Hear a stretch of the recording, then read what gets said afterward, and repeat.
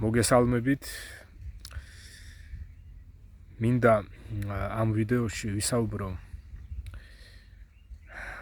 ისეთ თემაზე, რომელი თემაც სამწუხაროდ საქართველოს მოსახლეობაში არის მასობრივად შეუსწავლელი.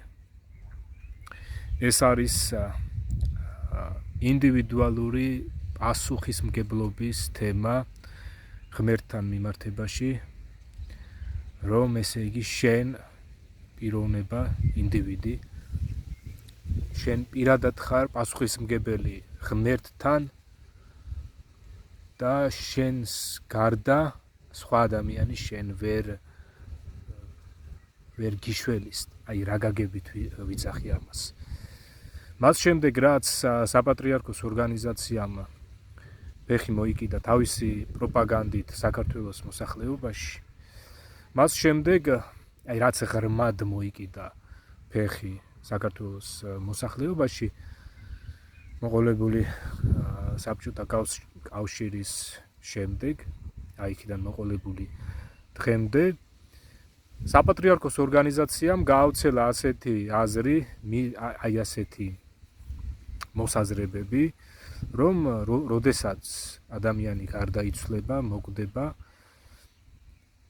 მის ახლობლებს შეუძლიათ იზრუნონ მის სულზეო. და რაც არ უნდა, რაიმე მძიმე ცოდვით გარდაიცვალოსო ადამიანიო, აი დედის ლოცვასო აქვსო იმდენად დიდი ძალაო, რომ ჯოჯოხეთიდანაც შეუძლია დედის ლოცვასო, რომ მისი შვილის სული ჯოჯოხეთიდან ამოიყვანოსო. და აი ამ პროპაგანდით მრავალ ადამიანს დააჯერეს აი ის, რომ ესე იგი როცა გარდაიცვლება, სანამ გარდაიცვლება, რაც არ უნდა გააკეთოს, ეს უკვე პრობლემა აღარ არის, არამედ როცა გარდაიცვლება, მისი ახლობლები იზრუნებენ მის სულზე და იქ მოხდელთან მივლენ, შეკვეთილ წირვებს ჩაატარებინებენ, ან ბოლო-ბოლო ილოცებენ და იქ ჯოჯოხეთში თუ მოხვდებიან, იქიდან მერე სამოთხეში გადავლენ.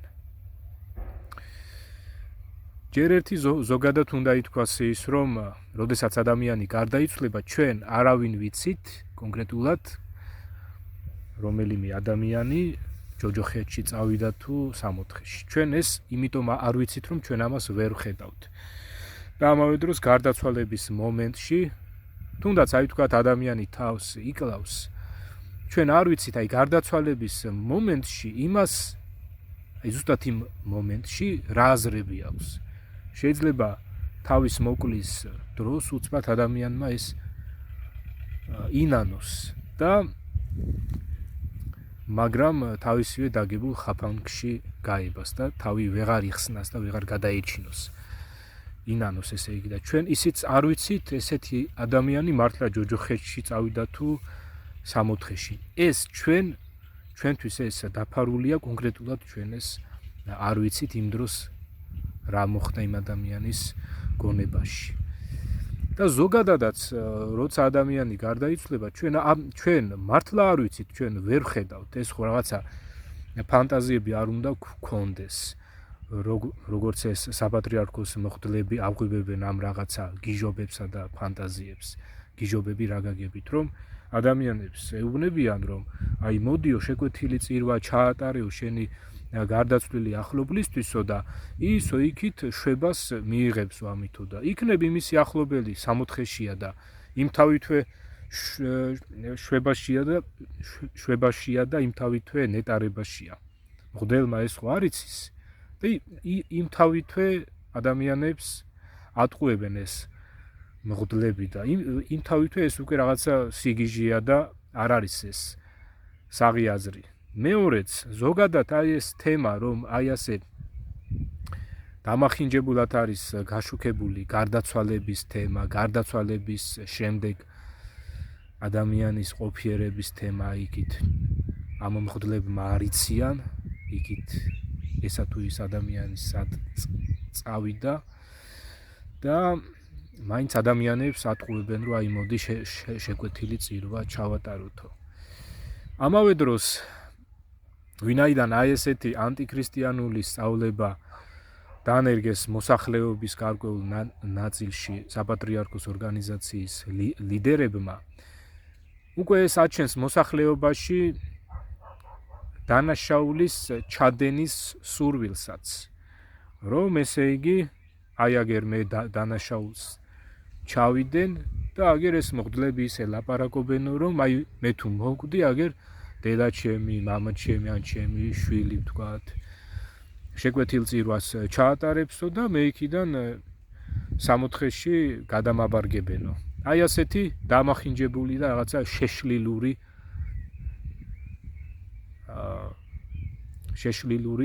შეშლილურ და გიჟურ აზრებს აუცილებს საპატრიარქოს ორგანიზაცია მოსახლეობაში და ამიტომაც არის რომ შეიძლება ადამიანმა ზუსტად იმიტომ თუნდაც თავი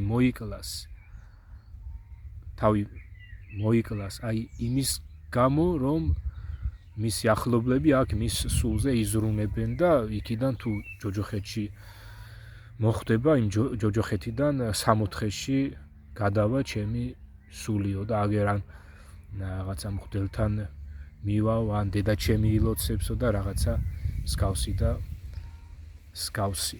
ესე იგი, საპატრიარქოს ორგანიზაცია იმ თავითვე დამახინჯებულ წარმოდგენებს აუცილებს თვითონ გარდაცვალებაზეც, გარდაცვალების შემდგომ ყოფიერებაზეც და ასევე გარდაცვლილის ახლობლებსაც მუდმივად უბიძგებს აი იქითკენ რომ მუდმივად აი ამ მღვდლებს მიეწებონ, მუდმივად ამ საფლავებს მიეწებონ და აი სულ დაღვრემაში და აი ამ იმეებში ასე ვთქვათ ისეთ ლოცვებში გაატარონ თავისი ცხოვრება, რომელი ლოცვებისაც არაფერი გაიგებათ. და ამ დროს სინამდვილეში ღმერთი ჩვენ იმას გვასწავლის, რომ პასუხისმგებლობა თითოეული ადამიანის არის ინდივიდუალური და თითოეული ადამიანი ღმერთის მიმართ არის ინდივიდუალურად პასუხისმგებელი.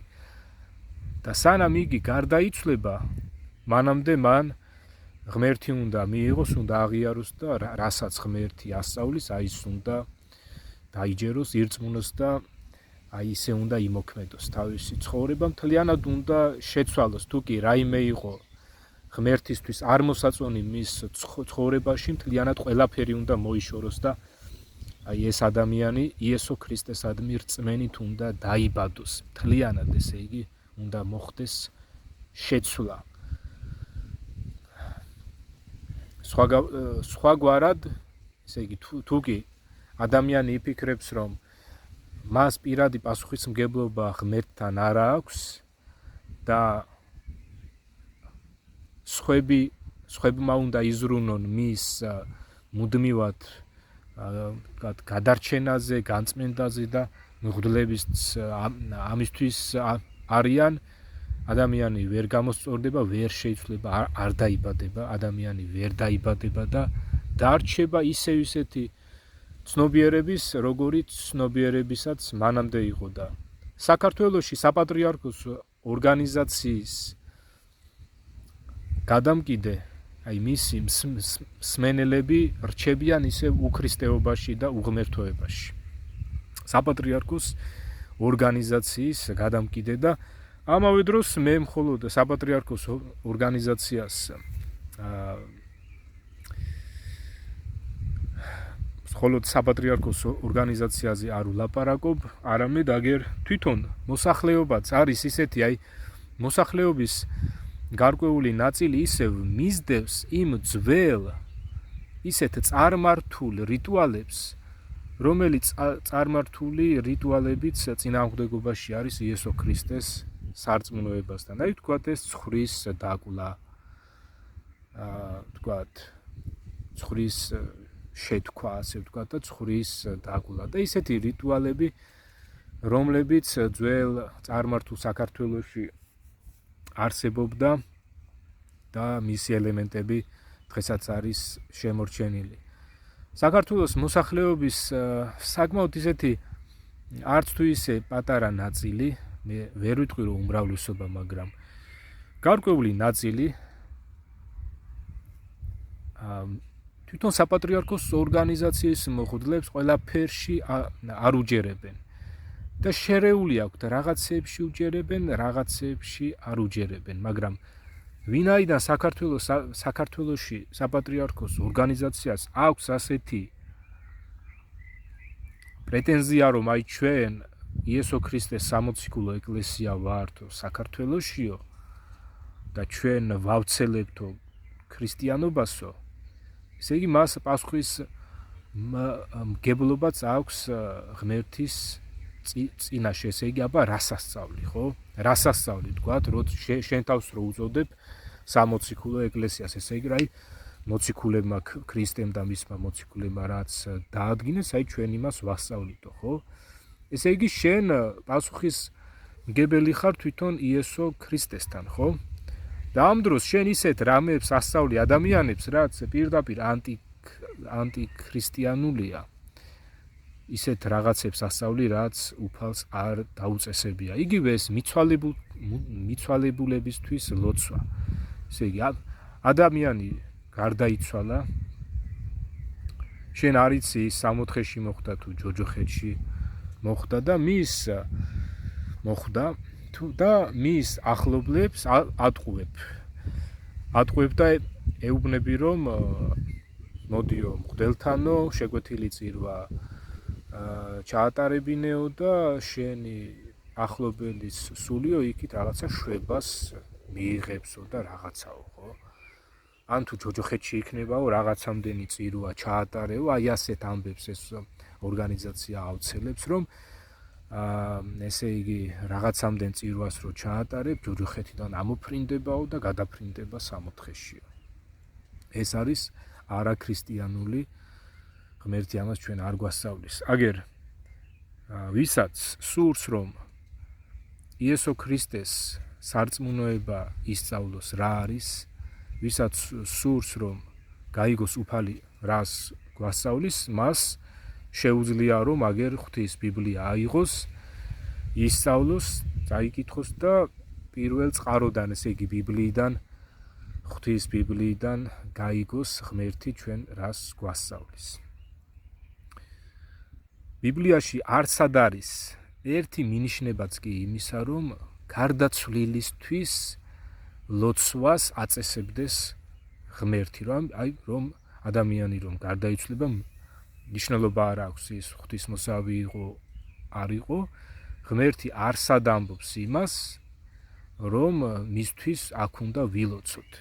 აგერ თქვენ შეგიძლიათ ეს გადაამოწმოთ, აიღეთ ბიბლია, არ დაგეზაროთ, ისწავლეთ და აგერ ჩაუკვირდით ქრისტესა და მისი მოციქულების მოღვაწეობასა და მათ სწავლებას, წაიკითხეთ მათი წერილები, ვთქვათ, მოციქულთა საქმეები, სახარების 4 თავი და ასევე მოციქულთა საქმეები, ასევე წერილი რომაელთა მიმართ, გალატელთა მიმართ, ეფესელთა მიმართ, კოლასელთა მიმართ და ზოგადად ყველა ბიბლიაში შემავალი ყველა წერილი წაიკითხეთ. იქ ვერსად ნახავთ რაიმე მინიშნებასაც კი იმისა, რომ აი როდესაც ადამიანი გარდაიცვლება, რომ მისთვის ჩვენ აქ უნდა ვილოცოთ. არა.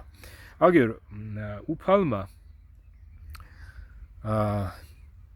მონანიე ყოფილა ავაზაკს, რომელიც ჯვარზე იყო გაკრული იესოს გვერდით, ჯვარზე იყო გაკრული და მან აღიარა თავისი ცოდვილობა და იესო ქრისტე მიიღო თავის უფლად და თავის ხსნელად და უფალმა უთხრა, რომ მასთან იქნებოდა. უფალმა აღუთქვა, ესე იგი, რომ აი შენ რომ მე მირწმუნეო, ესე იგი ჩემთან იქნებიო.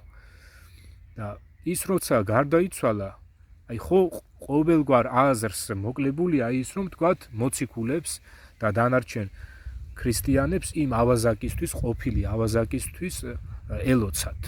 ის უკვე უფალთან იყო, მან უკვე უფალთან გადაინაცვლა და მისთვის ახლა აქაური ლოცვები საერთოდ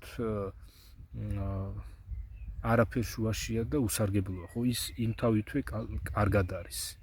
ამავე დროს აგერ ერთ-ერთი გამორჩეული ქრისტიანი ქადაგებელი, რომლის სიკვდილის ამბავი ჩაწერილია ბიბლიაში მოციქულთა საქმეების მე-7 თავში, რომელიც იყო სტეფანე, იგი გარდაიცვალა.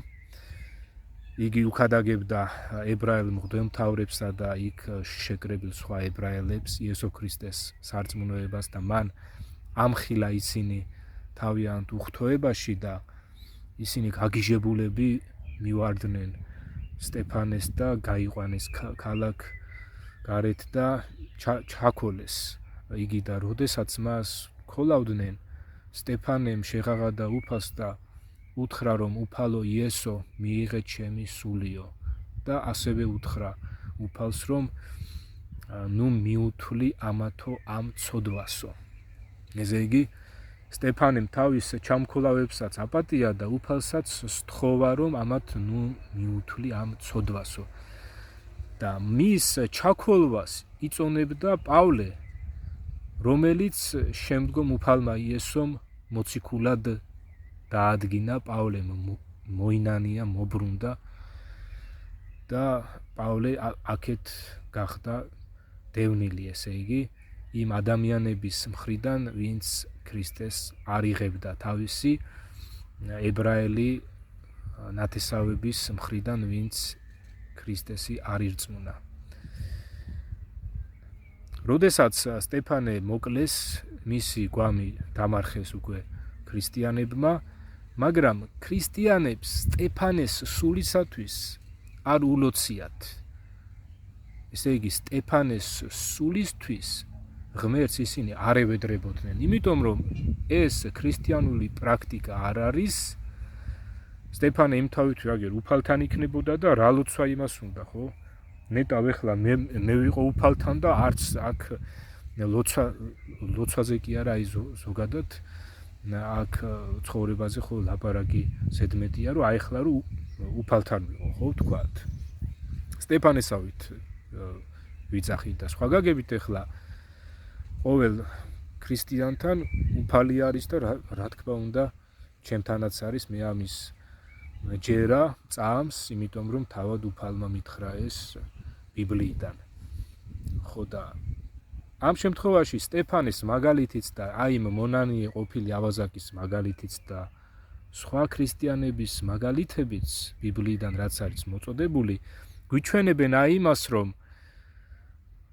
ზოგადად როცა ქრისტიანი გარდაიცვლება, ის უკვე უფალთან არის, ქრისტესთან არის, ესე იგი სამოთხეშია და მისთვის სხვა ქრისტიანები არ ლოცულობდნენ, იმიტომ რომ ის იმთავითვე უფალთან იყო. და ამავე დროს არა ქრისტიანი, ვინც ჯოჯოხეთში მოხდებოდა, ზოგადად ვიძახე, აი მსგავსი რაიმე პრაქტიკული მაგალითი ბიბლიაში არ არის მოცემული, რომ აქ დარჩენილ მორწმუნე ქრისტიანს ღვთისმოსავ პიროვნებას ელოცოს გარდაცვლილი თუნდაც ურწმუნოსათვის. აი თქვათ, მე რო ვიცი რომ რომელიღაც ადამიანზე რომ ის ურწმუნოა და თვითონვე უთქვამს ამის შესახებ და იგი გარდაიცვალა, მე მისთვის არ ვილოცებ, იმიტომ რომ ღმერთს ეს არ დაუვალებია ქრისტიანებისთვის. ამიტომაც თითოეული ადამიანი თვითონ არის ინდივიდუალურად ღმერთთან პასუხისმგებელი და ეს უნდა მასობრივად დაინერგოს მოსახლეობაში, რომ მოსახლეობას ეშველოს და ინდივიდუალურად გადარჩეს თითოეული მათგანი. ხოლო ვინც ქრისტეს სწავლებას არ ირწმუნებს, მას არაფერი ეშველება.